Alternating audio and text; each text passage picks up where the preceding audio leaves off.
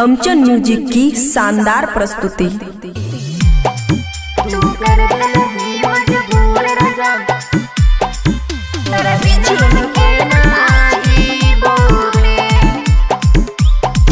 सुन सुन रे सनम दिल ही जाखम,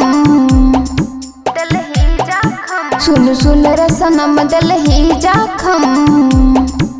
अब दर्द नहीं सही पैबो रे, तू कर दिल ही मजबूर रह जान, तू कर दिल ही मजबूर रह जान। तेरे बिना हम के ना जीबो रे, तू कर दिल ही मजबूर रह जान। तेरे बिना हम के ना जीबो रे,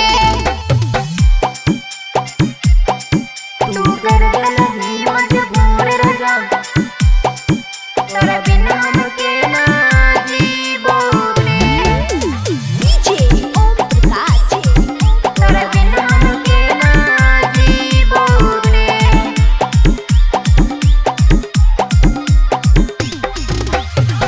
जियरी हो जिंदगी हमें तोरे सपना सजाई के, अपना से दूर कैली दिल में बसाई के।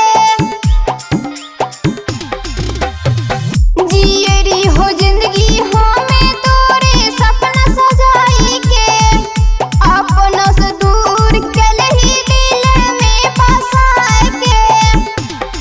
तोरे दिल ही दिल सुने रे जान, हम जहर मंगाई के पीबो रे।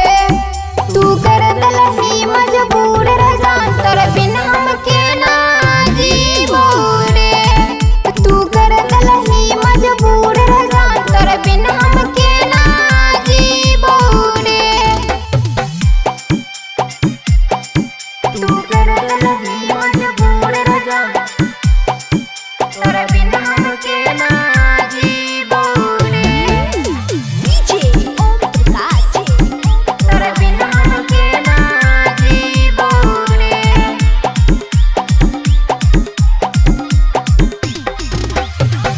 कैनेरी हो जान हमें तोरे पे विश्वास रे, कर दलही हमरा साथे तू हो विश्वासघात रे। कैनेरी हो जान हमें तोरे पे विश्वास रे, कर दलही हमरा साथे तू हो विश्वासघात रे। फिर प्रमोद प्यारे को होई छाड़ती, कबो नजर नहीं आई बहू रे। तू कर दिल ही मजबूर रह जान, तेरे बिना हम के ना जीबो रे।